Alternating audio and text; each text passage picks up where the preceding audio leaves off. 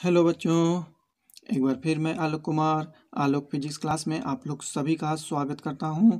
और पिछले क्लास में जिस प्रकार हम लोगों ने नेत्र दोष और प्रकाशिक यंत्र के बारे में विस्तार पूर्वक चर्चा किया, तो आज उन लेसन का समाप्ति के बाद जो है हम लोग उन सभी सिद्धांतों के ऊपर जो है आज प्रश्न का है ना सॉल्व करेंगे। उस प्रश्न को हल करके देखेंगे कि आखिर किस प्रकार जो है नेत्र दोष से संबंधित प्रश्न और प्रकाशिक यंत्र से संबंधित प्रश्न को हल किया जाता है। तो चलिए मेरे साथ बने रहिए, है ना, आलोक फिजिक्स क्लास में, और इन सभी प्रश्नों को हल करें और उसे ध्यानपूर्वक देखें कि किस प्रकार जो है प्रश्न का समस्या का समाधान किया जाता है बच्चों।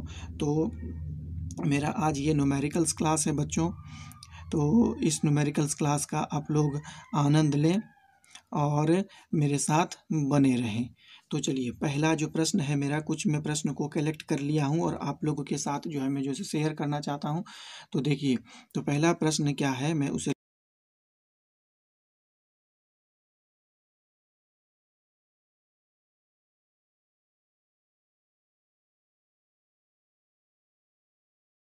तो प्रश्न मेरा कुछ इस प्रकार है बच्चों कि सामान्य नेत्र से नेत्र लेंस की क्षमता निकालें जब इसे पहला नंबर दूर बिंदु अनंत पर है कि नहीं, और दूसरा है कि निकट बिंदु नेत्र से 25 सेंटीमीटर पर फोकस किया जाता है, या मान लें कि नेत्र लेंस से रेटिना की दूरी 2.5 सेंटीमीटर है। तो चलिए हम लोग इस प्रश्न को हल करते हैं बच्चों। तो इसका सॉल्यूशन किस प्रकार होगा हम लोग देखेंगे। तो पहला हम लोग जानते हैं कि दूर बिंदु, तो दूर बिंदु कहने का मतलब हो गया कि वस्तु हमारा अनंत पर स्थित है बच्चों, और उस वस्तु का प्रतिबिंब मुझे रेटिना पर बनाना है। और यहाँ पर ये बात दे दिया गया है कि लेंस से रेटिना के बीच की दूरी 2.5 सेंटीमीटर है।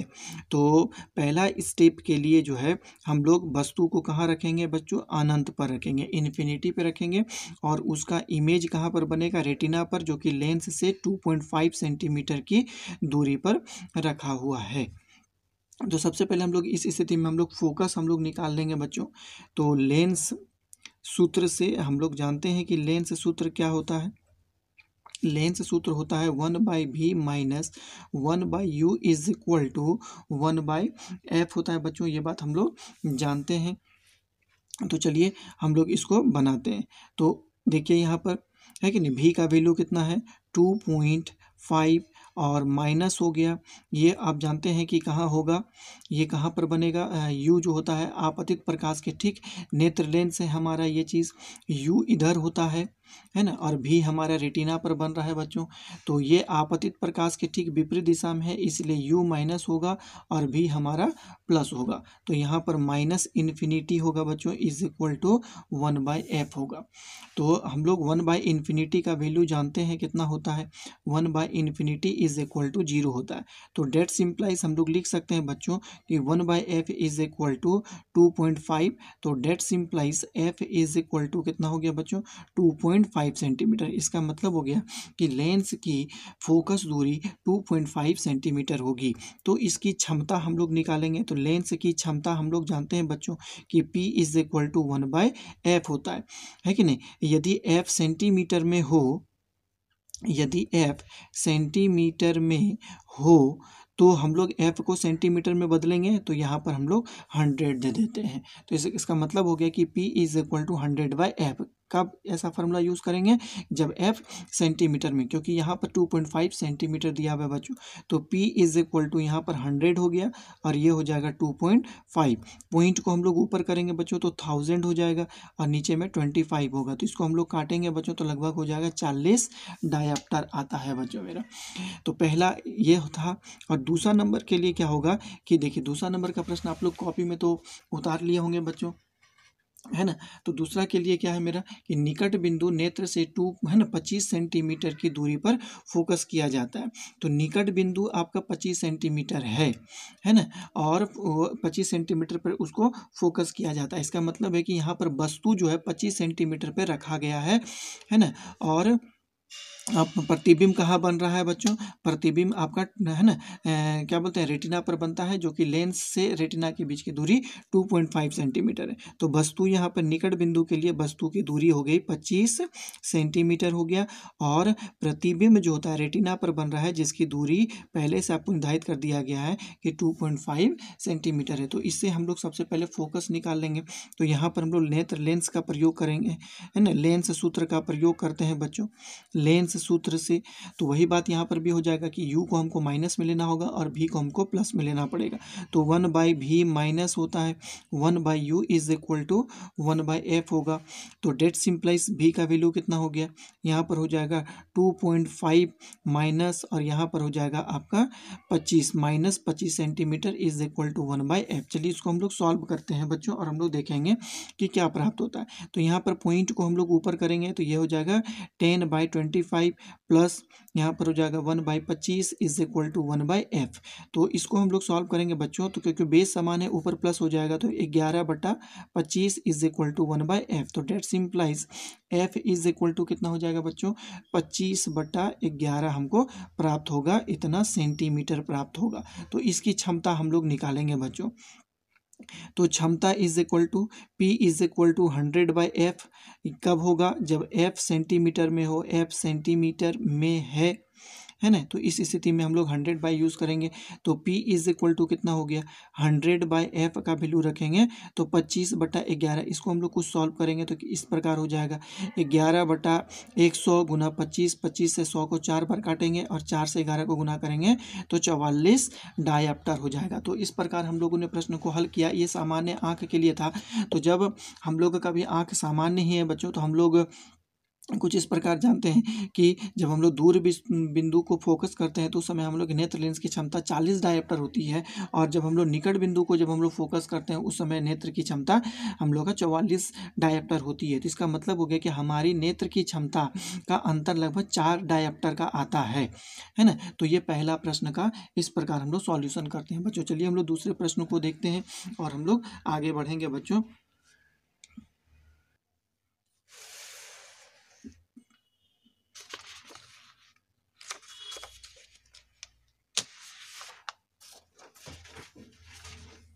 तो चलिए हम लोग दूसरा प्रश्न को हम लोग देखते हैं बच्चों कि किस प्रकार उस प्रश्न को सॉल्व किया जाता है। तो चलिए प्रश्न संख्या 2 हम लोग कुछ इस प्रकार है हम लोग के पास। तो हम लोग उसको पहले लिख देते हैं बच्चों। देखिए एक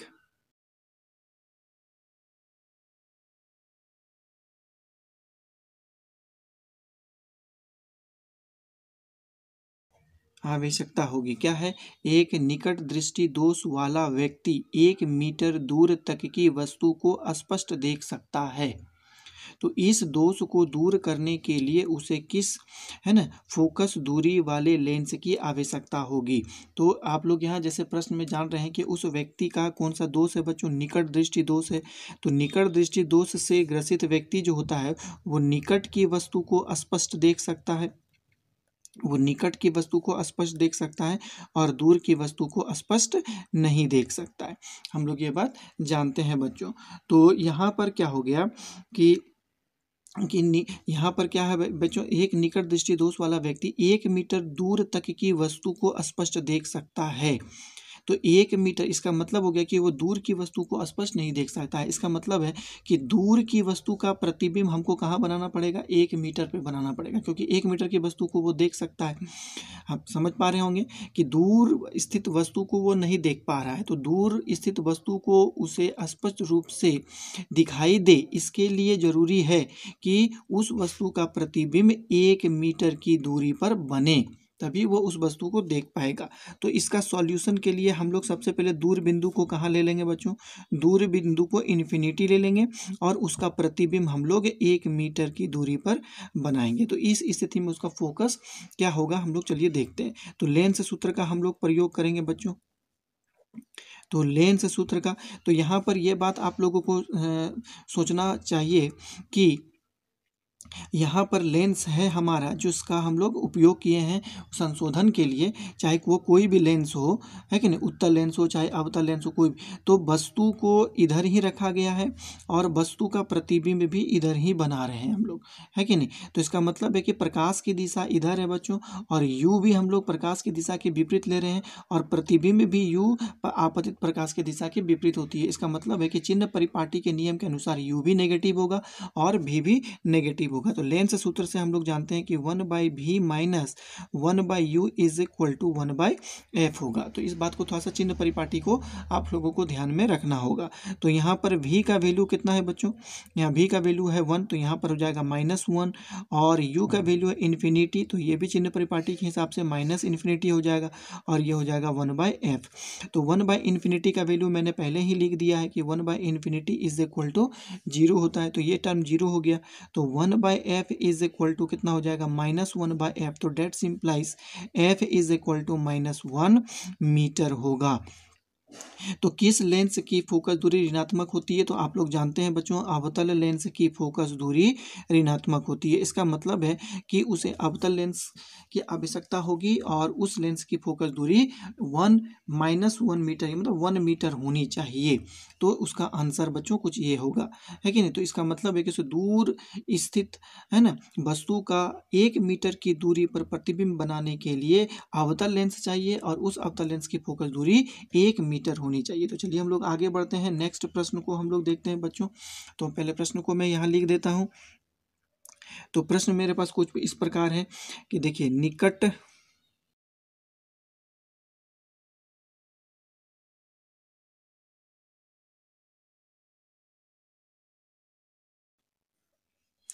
उस लेंस की क्षमता क्या होगी। तो मेरे पास प्रश्न इस प्रकार है बच्चों कि निकट दृष्टि वाले एक व्यक्ति का दूर बिंदु 50 सेंटीमीटर है। उसे बहुत दूर की वस्तु को स्पष्ट रूप से देखने के लिए किस प्रकार का लेंस की आवश्यकता होगी, और उस लेंस की क्षमता क्या होगी बच्चों। तो इसको हम लोग देखेंगे। ये प्रश्न मेरे पास है बच्चों। तो इसको तो इस समझ पा रहे होंगे कि निकट दृष्टि दोष से ग्रसित व्यक्ति है, तो इससे स्पष्ट है कि वो निकट की वस्तु को तो स्पष्ट देख पाएगा, लेकिन दूर की वस्तु को स्पष्ट नहीं देख पाएगा। तो यहाँ बहुत दूर की वस्तु से तात्पर्य है कि वह वस्तु अनंत पर स्थित है, और वो 50 सेंटीमीटर की वस्तु को देख पाता है। इसका मतलब है कि दूर स्थित वस्तु का प्रतिबिंब मुझे 50 सेंटीमीटर पर बनाना होगा। कहने का मतलब क्या हो गया कि दूर स्थित वस्तु का प्रतिबिंब, दूर स्थित वस्तु का प्रतिबिंब कहाँ बनाना होगा, 50 सेंटीमीटर की दूरी पर बनाना होगा बच्चों। तो हम लोग यहाँ पर जानते हैं कि u बराबर मेरा कितना हो जाएगा, इन्फिनिटी हो जाएगा, और v बराबर हो जाएगा 50 सेंटीमीटर। तो लेंस सूत्र का प्रयोग करेंगे और f हम लोग निकाल लेंगे। तो यहाँ लिखेंगे लेंस सूत्र से, तो लेंस सूत्र मेरा कुछ इस प्रकार होता है, 1/v minus 1/u is equal to 1/f। तो आप लोग जान रहे हैं कि लेंस यहाँ पर है, कोई भी लेंस हो तो लेंस से वस्तु यहाँ पर हमको रखना पड़ेगा, है कि नहीं, इधर ही रखना पड़ेगा, और प्रतिबिंब भी उसका इधर ही बनाना पड़ेगा। और प्रकाश मेरा इधर आपतित हो रहा है, आँख की ओर आपतित हो रहा है, वस्तु इधर है और प्रतिबिंब भी इधर बनाना पड़ेगा। इसका मतलब है दोनों ही स्थिति में माइनस होगा। तो इसका मतलब क्या हो गया, 1/-v का वैल्यू कितना हो गया 50, और u का वैल्यू कितना हो गया इन्फिनिटी, इज इक्वल टू हो जाएगा 1/f। तो 1/इन्फिनिटी का वैल्यू तो 0 होता है बच्चों, तो 1/f इज इक्वल टू कितना हो जाएगा -1/50। तो डेट सिंप्लाइज f का वैल्यू कितना हो जाएगा बच्चों, -50। तो किस लेंस का फोकस दूरी ऋणात्मक होता है, तो हम लोग जानते हैं कि अवतल लेंस का फोकस दूरी ऋणात्मक होता है बच्चों। तो इस लेंस की क्षमता क्या हो जाएगी, इस लेंस की क्षमता P इज इक्वल टू होता है 1/f। यहाँ देख पा रहे हैं कि फोकस दूरी मेरा f जो है वो सेंटीमीटर में है, सेंटीमीटर में होता है। तो P का वैल्यू हम लोग कितना जानते हैं कि 100/f हो जाता है। तो यहाँ से हम लोग लिखेंगे डेट सिंप्लाइज P का वैल्यू हो गया 100/f का वैल्यू मेरा पास 50 हो गया, -50 जो भी कहिए। तो 50 से 100 दो बार में कटेगा, तो P is equal to -2 dioptre इसका आंसर हो जाएगा बच्चों। तो कुछ इस प्रकार जो है हम लोग न्यूमेरिकल्स को सॉल्व करते हैं। तो आगे हम लोग देखेंगे कि किस प्रकार जो है प्रॉब्लम को और सॉल्व किया जाता है। चलिए बच्चों आगे बढ़ते हैं हम लोग।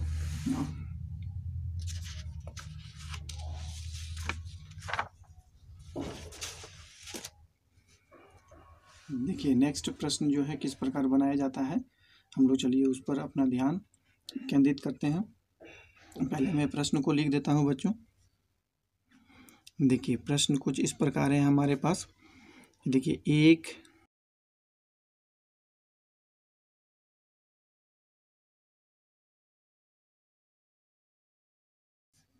सहायक हो। तो कुछ प्रश्न मेरा इस प्रकार है बच्चों, हम लोग देखेंगे, है ना। कुछ प्रश्न मेरा इस प्रकार है कि एक व्यक्ति 3 मीटर तक साफ साफ देख सकता है, सुधार करने वाले लेंस की शक्ति क्या होगी जो उसे 12 मीटर तक साफ साफ देखने में सहायक हो। तो चलिए हम लोग इसको बनाते हैं, इसका हम लोग सॉल्यूशन देखते हैं बच्चों को किस प्रकार इसका सॉल्यूशन किया जाता है। तो एक व्यक्ति 3 मीटर तक साफ साफ देख सकता है, सुधार करने वाले लेंस की शक्ति क्या होगी जो उसे 12 मीटर तक साफ साफ देखने में सहायक होता है। तो इस प्रकार देख पा रहे हैं कि यहाँ पे कोई व्यक्ति का दोष नहीं दिया गया है कि वह व्यक्ति किस दोष से ग्रसित है, सिर्फ इतना ही दिया हुआ है कि 3 मीटर तक वो साफ साफ देख सकता है। तो 12 मीटर तक के वस्तु को साफ साफ देखने के लिए क्या करना होगा। तो हम लोग जानते हैं बच्चों कि 12 मीटर का वस्तु रखा हुआ है 12 मीटर की दूरी पर, तो उसका प्रतिबिंब हम लोगों को 3 मीटर पर बनाना पड़ेगा। तो हम लोग क्या लिख दें यहाँ पर कि देखिए 12 मीटर है ना पर स्थित वस्तु, 12 मीटर पर स्थित वस्तु का प्रतिबिंब, वस्तु का प्रतिबिंब 3 मीटर पर बनाना होगा, 3 मीटर पर बनाना होगा। तो यहाँ पर इसका मतलब है कि 12 मीटर पर वस्तु है तो u बराबर कितना हो गया मेरा 12 हो गया, और v बराबर मेरा कितना हो जाएगा बच्चों, 3 मीटर पर बनाना है तो v बराबर 3 मीटर। तो लेंस है ना का सूत्र का प्रयोग करेंगे। तो लेंस सूत्र से हम लोग क्या ज्ञात कर लेंगे बच्चों कि उसका फोकस कितना होगा। तो लेंस सूत्र कहता है कि 1/v minus 1/u is equal to 1/f। तो डेट सिंप्लाइज सब निगेटिव होगा बच्चों, तो -3 हो गया, यहाँ पर भी होगा -12 हो गया, इज इक्वल टू 1/f होगा।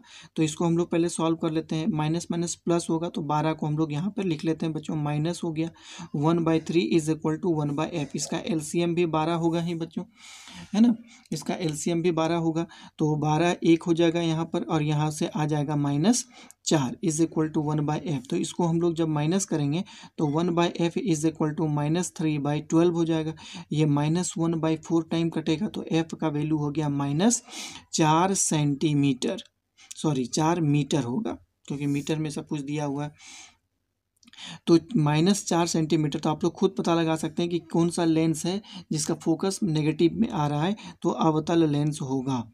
तो आप लोग बता सकते हैं कि वह व्यक्ति किस दोष से ग्रसित है, तो वह निकट दोष से ग्रसित होगा बच्चों। तो हम लोग ये बात जानते हैं, है ना। तो हम लोग ये बात जान गए बच्चों। तो इसमें और कुछ तो नहीं है कि इसकी क्षमता हम लोगों को, हाँ शक्ति, लेंस की शक्ति क्या होगी ये चीज़ दिया हुआ है, तो हम लोग क्षमता ज्ञात कर लेंगे, लेंस की शक्ति और क्षमता, पावर ऑफ लेंस। तो P इज इक्वल टू होता है -1/f, तो P इज इक्वल टू कितना हो जाएगा -1/4 हो जाएगा। तो इसको जब हम लोग सॉल्व करेंगे बच्चों तो -0.25 डायप्टर आ जाएगा, इस प्रकार आता है ना। तो ये प्रश्न कुछ इस प्रकार सॉल्व किया जाता है बच्चों। तो चलिए हम लोग आगे बढ़ते हैं और नेक्स्ट प्रश्न को हम लोग हल करके देखेंगे कि वो किस प्रकार हल किया जाता है बच्चों, हम लोग देखेंगे। चलिए तो नेक्स्ट प्रश्न कुछ इस प्रकार है, नेक्स्ट क्वेश्चन जो है हमारा कुछ इस प्रकार है। मैं पहले उसको लिख देना चाहूँगा कि देखिए, है ना, यहाँ पर है दोष का नाम दिया हुआ है कि दीर्घ दृष्टि दोष, मतलब दूर दृष्टि दोष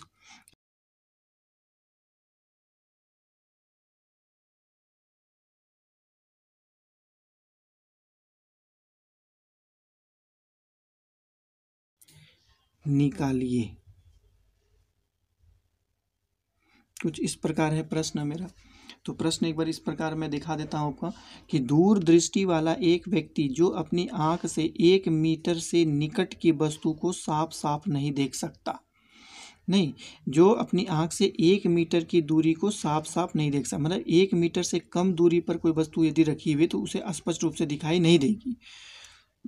अपनी आँख से 25 सेंटीमीटर दूर रखी बस है ना पुस्तक पढ़ना चाहता है, सुधार करने वाले लेंस की प्रकृति और फोकस दूरी। इसका मतलब है 1 मीटर से कम वस्तु को वो नहीं देख पाता है, लेकिन उसको 25 सेंटीमीटर की वस्तु को देखना है, तो वो कैसे देख पाएगा? इसका मतलब है कि 25 सेंटीमीटर की वस्तु का प्रतिबिंब उसको 1 मीटर पे बनाना होगा। तो यहाँ से प्रश्न से स्पष्ट है कि उसे 25 सेंटीमीटर पर, है ना, पर स्थित वस्तु, 25 सेंटीमीटर पर स्थित वस्तु का प्रतिबिंब कहाँ बनाना होगा?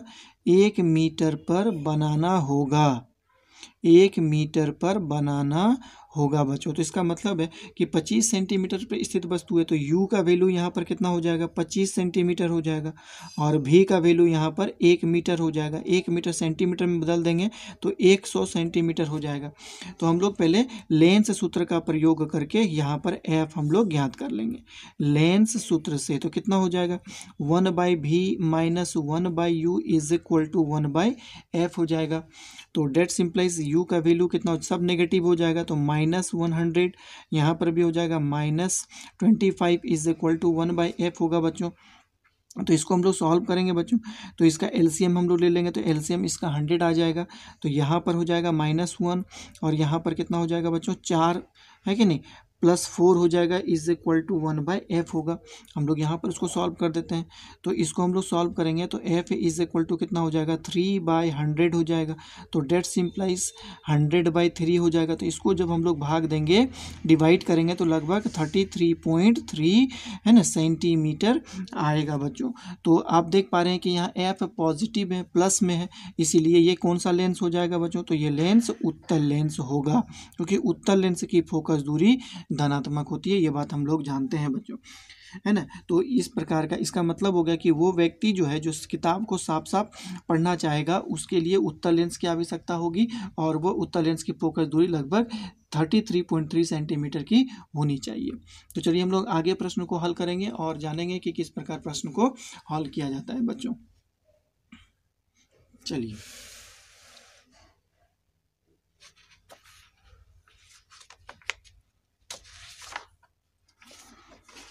तो नेक्स्ट प्रश्न की और हम लोग बढ़ते हैं बच्चों, और हम लोग इस बात को जानने का प्रयास करते हैं कि किस प्रकार है ना प्रश्न बनाया जाता है। तो एक देखिए, एक अलग प्रकार का प्रश्न मैं यहाँ आप लोगों के सामने में लाया हूँ कि देखिए, एक दुकानदार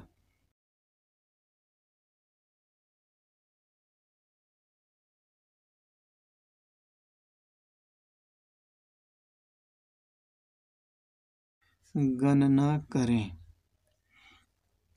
तो प्रश्न मेरा इस प्रकार है कि एक दुकानदार घड़ी के पुर्जों की जांच के लिए 6.25 सेंटीमीटर फोकस दूरी वाले उत्तल लेंस का व्यवहार करता है।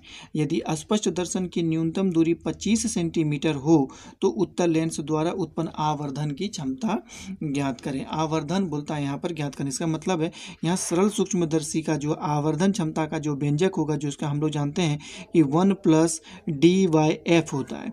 तो यहाँ पर ये चीज़ दिया हुआ है कि f का वैल्यू दिया हुआ है 6.25 सेंटीमीटर दिया हुआ है बच्चों, और स्पष्ट दर्शन की न्यूनतम दूरी भी हम लोग जानते हैं कितना होता है, वो 25 सेंटीमीटर होता है। तो उस लेंस के द्वारा उत्पन्न आवर्धन कितना होगा? तो m का वैल्यू हम लोग निकाल लेंगे, 1+ ये हो गया बच्चों 25, और f का वैल्यू हो गया 6.25 हो जाएगा।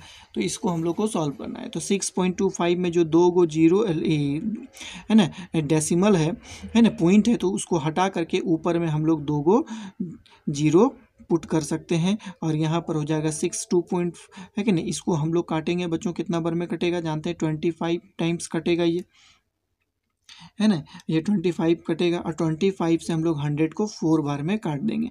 तो m इज इक्वल टू हो जाएगा बच्चों 1+4 इज इक्वल टू 5। तो ये 5 है ना, ये मैग्निफिकेशन पावर प्रोड्यूस करेगा वो लेंस। तो ये आप देख पा रहे हैं कि उस लेंस के द्वारा उत्पन्न आवर्धन कितना था? वो 5 था। तो चलिए नेक्स्ट प्रश्न की और हम लोग बढ़ते हैं, कुछ इस प्रकार लिखेंगे।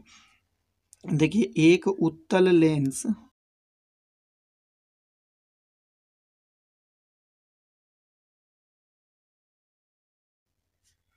सूक्ष्मदर्शी का आवर्धन क्षमता ज्ञात करें। तो इस प्रश्न को पहले आप लोग बढ़िया से पढ़ लें। क्या दिया हुआ है, एक उत्तल लेंस का उपयोग सरल सूक्ष्मदर्शी के रूप में किया जाता है। यदि उत्तल लेंस की शक्ति या क्षमता 4 डायोप्टर हो तो सूक्ष्मदर्शी का आवर्धन क्षमता ज्ञात करें। तो चलिए इसको हम लोग बनाएंगे बच्चों। तो यहाँ पर दिया हुआ है पी का वैल्यू आपका दिया हुआ है कि 4 डायोप्टर है, ये 4 डायोप्टर दिया हुआ है। तो हम लोग है ना क्षमता का वैल्यू भी फार्मूला जानते हैं, P is equal to 1/f होता है। तो P का वैल्यू यहाँ पर 4 इज इक्वल टू हो जाएगा 1/f होगा। तो f का वैल्यू हम लोग निकाल लेंगे, f इज इक्वल टू 1/4 हो जाएगा बच्चों। तो ये हो जाएगा 1/4 मीटर हो गया, है कि नहीं, क्योंकि डायोप्टर में दिया हुआ है इसीलिए मीटर में होगा। तो इसको सेंटीमीटर में हम लोगों को डिवाइड करना पड़ेगा। तो ये कितना होगा, 1/4/100 हो जाएगा और फिर 100 ऊपर चल जाएगा तो 100/4 होगा। तो ये कितना बार में कटेगा बच्चों, 25 सेंटीमीटर आ गया इसका फोकस, है कि नहीं। तो इसका आवर्धन क्षमता हम लोग निकाल लेंगे, m इज इक्वल टू हम लोग जानते हैं कितना होता है, 1 + d/f होता है ना। ये अस्पष्ट दर्शन की न्यूनतम दूरी है जिसका वैल्यू कितना होता है, 25 होता है। तो नीचे में d का वैल्यू 25 और f का वैल्यू भी 25, तो ये दोनों कटेगा। तो यहाँ भी आ गया 1 + 1 इज इक्वल टू 2। तो इसके द्वारा उत्पन्न है ना आवर्धन क्षमता कितना होगा, वो 2 होगा। तो यही हो गया बच्चों उसका आंसर होगा ये चीज़। तो चलिए हम लोग नेक्स्ट प्रश्न की ओर बढ़ते हैं। हम लोग जानते हैं कि कैसे क्या होगा। तो नेक्स्ट प्रश्न बढ़ने से पहले बच्चों हम लोग संयुक्त सूक्ष्मदर्शी के बारे में यहाँ पर कुछ जानते हैं कि जो हम लोग संयुक्त सूक्ष्मदर्शी का जो हम लोग आवर्धन क्षमता का जो हम लोग व्यंजक प्राप्त किया था, है ना, उसमें कुछ हम लोग है ना और इंक्लूड करेंगे, उसमें कुछ जोड़ेंगे। संयुक्त सूक्ष्मदर्शी है ना, संयुक्त सूक्ष्मदर्शी में हम लोग कुछ ऐड करेंगे। हम लोग जानते थे कि संयुक्त सूक्ष्मदर्शी का आवर्धन क्षमता का जो व्यंजक निकलता था बच्चों, वो V0/U0 और इधर होता था D/F ही होता था। आप लोगों को याद होगा ये चीज़। यहाँ हम लोग क्या बनाते थे, यहाँ हम लोग नेत्रिका अभिदृश्यक को बनाते थे इस प्रकार, और यहाँ हम लोग अभिदृश्यक को बनाते थे बच्चों। कुछ इस प्रकार हम लोग फोटो को तैयार करते थे नहीं, और ये इसका मुख्य अक्ष होता था, यहाँ पर मैं वस्तु को रखता था, है कि नहीं। और ये अभिदृश्यक के द्वारा जो होता है इसका प्रतिबिंब यहाँ पर बनता था, और नेत्रिका को हम लोग आगे पीछे खिसकाकर इस प्रकार संयोजित करते थे कि ये वस्तु जो होता है वो नेत्रिका के फोकस और प्रकाशीय केंद्र के बीच में आ जाए। तो इस स्थिति में नेत्रिका इस वस्तु का प्रतिबिंब यहाँ पर बनाती थी। तो इस वस्तु का नाम हम लोग देते थे AB, इसका नाम देते थे A' और B', और इसका नाम हम लोग देते थे B" और A'। तो ये दूरी क्या था बच्चों, ये दूरी को आप लोग जानते थे, ये दूरी U0 कहलाता है। और A' B' जो था इसका वो क्या था, है ना, ये इसका प्रतिबिंब था। इसका मतलब है कि यहाँ से यहाँ तक की दूरी जो हो जाती थी वो मेरा V0 होता था। और ये दूरी क्या था, ये तो इसके लिए वस्तु का काम करता था। A' B' जो होता नेत्रिका के लिए वस्तु का काम करता था, अतः ये दूरी क्या हो जाएगी वस्तु का, तो E0 हो जाता था। ये मेरा क्या था, ऑब्जेक्टिव था, और ये मेरा आईपीस था, इसीलिए इसको ई से, सभी पार्ट को ई से इंडिकेट करते हैं, इसके सभी पार्ट को। तो आप लोग बता सकते हैं एक बार, पूरे यंत्र का इसका लंबाई कितना होता है बच्चों। तो आप लोग यहाँ से जानते हैं कि ये दूरी इसका कितना हो गया, यहाँ से यहाँ तक की दूरी जो हो गई उसको V0 कहते हैं, और यहाँ से यहाँ तक की दूरी को हम लोग U0 कहते हैं। तो इसका मतलब है कि यंत्र की लंबाई जो होती है वो अभिदृश्यक से नेत्रिका के बीच की दूरी होती है। तो ये दूरी आप देखिए, यहाँ से यहाँ तक की दूरी, यहाँ से यहाँ तक की दूरी कितनी हो गई, ये इसको हम लोग कहते हैं V0 कहते हैं। और यहाँ से यहाँ तक की दूरी जो हम लोग कहते हैं इसको E0 है कि नहीं, UE कहते हैं। तो मान लीजिए कि यंत्र की लंबाई यदि हमको ज्ञात करना पड़े तो हम लोग ऐसे कहेंगे कि V0 प्लस हो जाएगा UE, हम लोग कहते हैं इस प्रकार यंत्र की लंबाई। आपको समझ पा रहे होंगे, लेकिन एक बार मैं फिर से बता देता हूँ कि ये देखिए, ये अभिदृश्यक है, अभिदृश्यक के द्वारा बना प्रतिबिंब A' B' है, अभिदृश्यक के द्वारा बना प्रतिबिंब। तो ये दूरी क्या होगा, ये दूरी V0 हो जाएगा। और ये जो आपका प्रतिबिंब है जो अभिदृश्यक के द्वारा बनाया गया था वो नेत्रिका के लिए वस्तु का काम करता है। तो यदि ये वस्तु है तो नेत्रिका से इसके बीच की दूरी कितनी हो जाएगी, ये तो ई है ना, UE हो जाएगा। तो अभिदृश्यक से नेत्रिका की दूरी कितना हो गया, V0 प्लस UE हो गया, तो जो कि यंत्र की लंबाई कहा जाता है। तो अब इसमें से हम लोगों को बच्चों एक प्रकार का संशोधन ये करना है कि देखिए कि संयुक्त सूक्ष्मदर्शी द्वारा बहुत ही छोटे छोटे जो है हम लोगों को वस्तु को देखना पड़ता है। तो ये जो नेत्र अभिदृश्यक जो आपका होता है, अभिदृश्यक को वस्तु के बहुत नज़दीक रखना पड़ता है, अभिदृश्यक को वस्तु के बहुत ही निकट रखना पड़ता है कि नहीं, इतना निकट पे रखना पड़ता है ताकि जो होता है इस अभिदृश्यक का फोकस पर ये वस्तु पड़ जाए, है कि नहीं, इतना निकट रखना पड़ता है कि इस अभिदृश्यक के फोकस पर ये वस्तु आ जाए, है कि नहीं। ये प्रैक्टिकल होता है बच्चों, इसीलिए जो होता है यू नॉट जो होगा वो यू नॉट जो होता है वो इसके लगभग फोकस के बराबर होता है कि नहीं। यू नॉट जो होगा, यू नॉट क्या होता है कि अभिदृश्यक से वस्तु की बीच की दूरी, ये क्या होता है बच्चों, है कि नहीं, ये वस्तु दूरी होता है। तो हम लोग सरल संयुक्त सूक्ष्मदर्शी में हम लोग ये बात को जानते हैं कि वस्तु को है ना अभिदृश्यक के इतना नज़दीक रखना पड़ता है ताकि वो उसके लगभग फोकस पर आ जाए, इसीलिए मैं ये दूरी को एफ नॉट मान लिया। और दूसरी बात है कि जो अभिदृश्यक के द्वारा जो प्रतिबिंब बनाता है ए डैश बी डैश, वो नेत्रिका के बहुत नज़दीक होता है, वो नेत्रिका के नज़दीक बहुत ज़्यादा नज़दीक होता है, इतना ज़्यादा नज़दीक होता है कि यू नॉट जो होता है वो लगभग नेग्लेजिबल हो जाता है, सॉरी यू ई जो होता है वो एकदम नेग्लेजिबल हो जाता है। तो ये जो लंबाई आप लोग देख पा रहे हैं, लंबाई को हम लोग भी नॉट ही कहेंगे, क्योंकि यू नॉट जो होता है लगभग नगण्य होता है। लगभग क्या होता है, नगण्य होता है। मैंने क्या कहा, मैंने कहा कि practical, in the form of practical, कि हम जानते हैं कि अभिदृश्यक को वस्तु के बहुत नज़दीक रखना पड़ता है, इतना नज़दीक रखना पड़ता है ताकि ये वस्तु उसके फोकस पर आ जाए। इसीलिए यू नॉट जो होता है वस्तु दूरी जो हम लोग एफ नॉट के बराबर हम लोग कहते हैं, वहीं है कि नहीं, जो ये जो प्रतिबिंब जो अभिदृश्यक के द्वारा बनता है ए डैश बी डैश, वो नेत्रिका के बहुत नज़दीक होता है, इतनी दूरी होती है कि उसका यू ई जो दूरी होती है वो लगभग नगण्य हो जाती है। तो आप लोग जानते हैं कि यंत्र की लंबाई कितनी हो जाएगी, लगभग भी नॉट के बराबर होगा, क्योंकि यू नॉट लगभग नगण्य है। तो अब हम लोग आवर्धन क्षमता में क्या परिवर्तन करेंगे, आवर्धन क्षमता में हम लोग परिवर्तन करेंगे, भी नॉट के जगह में हम लोग एल लिख देंगे, तो ये हो गया माइनस एल, और यू नॉट के जगह में हम लोग एफ नॉट लिख देंगे, और ये हो जाएगा 1 plus D by F E हम लोग लिख सकते हैं बच्चों। तो ये चीज़ हम लोग एक नया व्यंजक हम लोग संयुक्त सूक्ष्मदर्शी का प्रयोग कर सकते हैं। तो इसका मतलब है संयुक्त सूक्ष्मदर्शी के आवर्धन क्षमता के लिए हम लोग व्यंजक इस प्रकार ज्ञात कर सकते हैं बच्चों। इसका संशोधित रूप हम लोग लिख सकते हैं minus L by F not, जहाँ एल क्या होता है ना, संयुक्त सूक्ष्मदर्शी की लंबाई होती है, minus L by F not 1 plus D by F E होता है बच्चों, कुछ इस प्रकार। तो इसी फार्मूला से रिलेटेड जो होता है हम लोग एक न्यूमेरिकल्स यहाँ पर बनाते हैं बच्चों। तो चलिए हम लोग देखते हैं कि वो किस प्रकार न्यूमेरिकल्स बनता है।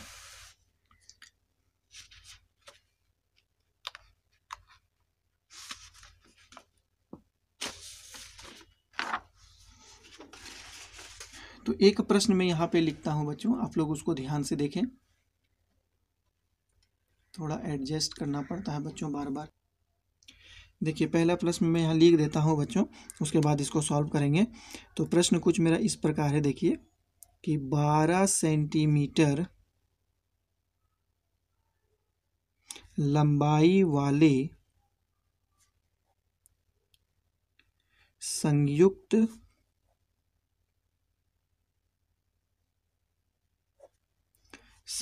सूक्ष्मदर्शी के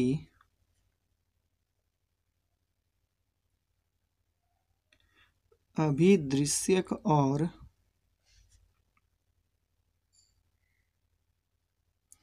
नेत्रिका की फोकस दूरी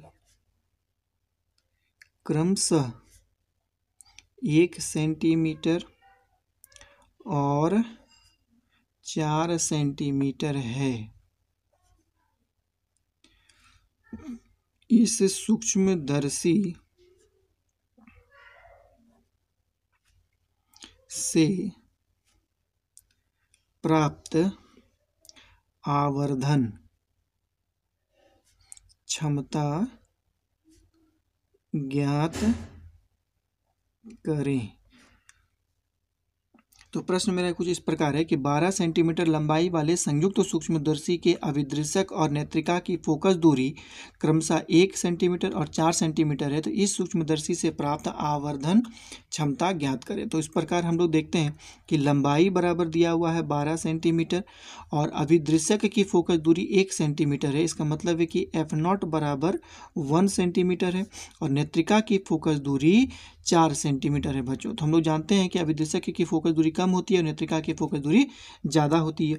तो आवर्धन क्षमता का जो हम लोग व्यंजक निकाले हैं L बाय क्या निकाले हैं F0 1 प्लस डी बाय ये F ही होता है बच्चों। तो M is equal to minus L के जगह में 12 रखेंगे, F0 के जगह में 1 रखेंगे। तो यहाँ 1 प्लस D स्पष्ट दर्शन की न्यूनतम दूरी होती है। D बराबर है स्पष्ट दर्शन की न्यूनतम दूरी जिसको हम लोग 25 सेंटीमीटर कहते हैं और F0 का वैल्यू 4 होता है। तो M इज इक्वल टू कितना हो गया -12 और इसको हम लोग सॉल्व करेंगे तो कितना हो जाएगा 29/4 होता है बच्चों। 4 से 12 3 टाइम्स कटेगा तो M इज इक्वल टू इसको हम लोग मल्टीप्लाई करेंगे तो लगभग आ जाएगा 87 आता है। तो इसका मैग्निफिकेशन पावर 80 सेंटीमीटर होगा बच्चों। तो इस प्रकार हम लोग उस सूक्ष्मदर्शी की आवर्धन क्षमता 87 होगा। तो चलिए हम लोग आगे देखते हैं एक प्रश्न को और हम लोग जानते हैं कि क्या होता है। चलिए एक बहुत छोटा सा प्रश्न है, दूरबीन से संबंधित एक प्रश्न है मेरे पास, तो उसको हम लोग आपके सामने लिख देते हैं। देखिए एक दूरबीन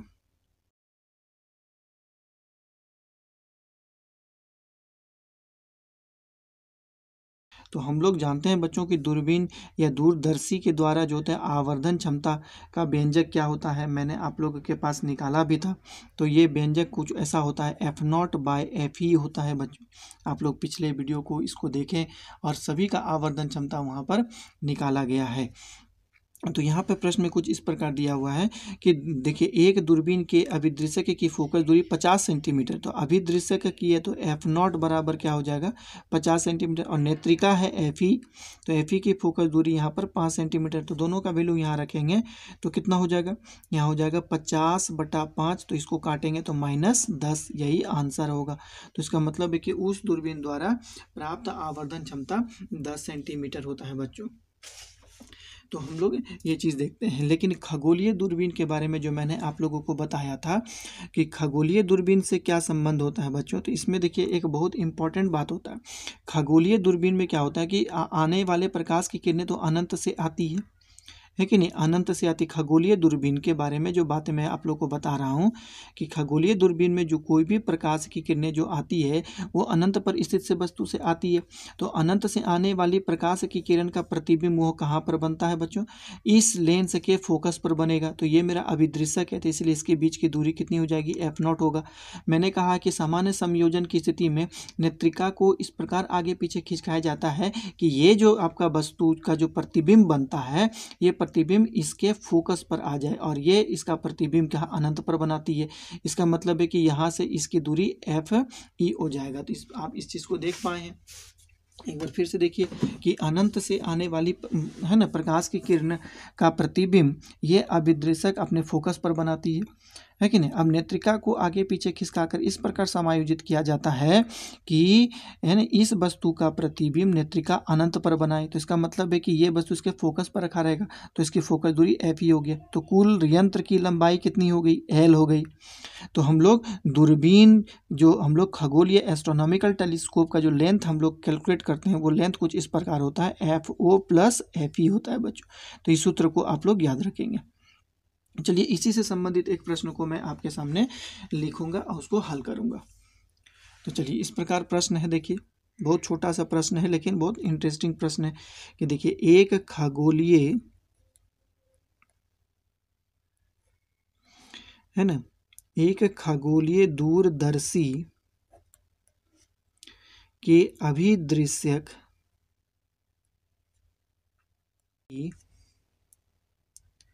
अभिदृश्यक की फोकस दूरी 100 सेंटीमीटर है और नेत्रिका की फोकस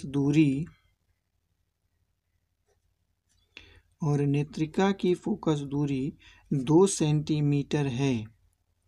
सामान्य संयोजन की है ना, सामान्य संयोजन की स्थिति में, सामान्य संयोजन की स्थिति में दूरदर्शी द्वारा, है ना, उत्पन्न आवर्धन संयोजन द्वारा, है ना, सामान्य संयोजन की स्थिति में दूरदर्शी द्वारा उत्पन्न आवर्धन और यंत्र की लंबाई ज्ञात करें।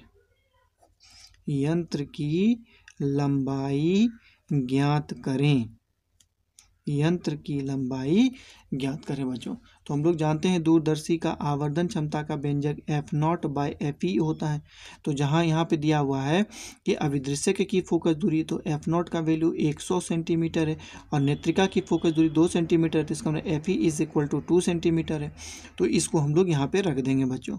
तो कितना रखेंगे, -100/2, ये कटेगा तो -50 हो जाएगा। तो इसका मतलब है कि यंत्र के द्वारा उत्पन्न आवर्धन 50, वो किसी उस वस्तु का 50 गुना बड़ा प्रतिबिंब बना करके दिखाता है। तो यंत्र की लंबाई हम लोग जानते हैं कितना होता है, F0 + FE होता है। तो F0 का वैल्यू कितना है, 100, और FE का वैल्यू 2 हो गया। तो यंत्र की लंबाई लगभग 102 सेंटीमीटर होगी बच्चों। तो आज इतना ही न्यूमेरिकल्स रहेगा बच्चों। इतने ही न्यूमेरिकल्स से जो है आप लोग जो है इस लेसन को अच्छी तरह से समझ सकते हैं बच्चों। इस न्यूमेरिकल्स में इतना आप लोगों को मैंने बता दिया है ताकि उस लेसन से संबंधित कोई भी तरह का प्रश्न यदि आप लोग के, है ना, परीक्षा में या कहीं से भी पूछे जाएंगे तो आप लोगों का नहीं छूटेगा। बशर्ते बच्चों इस प्रश्न को आप लोगों को कम से कम 2 बार, 3 बार, 4 बार अपने आप प्रयास करके, और साथ ही इस प्रश्न से संबंधित जो टेक्स्ट बुक में आप लोगों का क्वेश्चन है उससे मैच कराएं और उससे आप लोग प्रश्न को हल करें बच्चों। तो फिजिक्स में बच्चों एक चीज़ अक्सर देखा जाता है कि बच्चे सिद्धांत तो पढ़ लेते हैं, थ्योरी तो पढ़ लेते हैं, लेकिन वो न्यूमेरिकल्स नहीं बनाते हैं, जो कि उस बच्चों के द्वारा बहुत बड़ा भूल ये होता है बच्चों। जिस प्रकार आप मैथ को पढ़ते हैं और उस मैथ की समस्याओं को हल करते हैं, उसी प्रकार फिजिक्स को पढ़ें और उससे संबंधित समस्याओं को, प्रॉब्लम को सॉल्व जरूर करें। इससे होता है क्या है कि प्रॉब्लम को सॉल्व करने के साथ साथ आपको फिजिक्स के सिद्धांत के ऊपर जो है आपका पकड़ बनता है, आप उसे अच्छी तरह से हैंडलिंग कर सकते हैं बच्चों।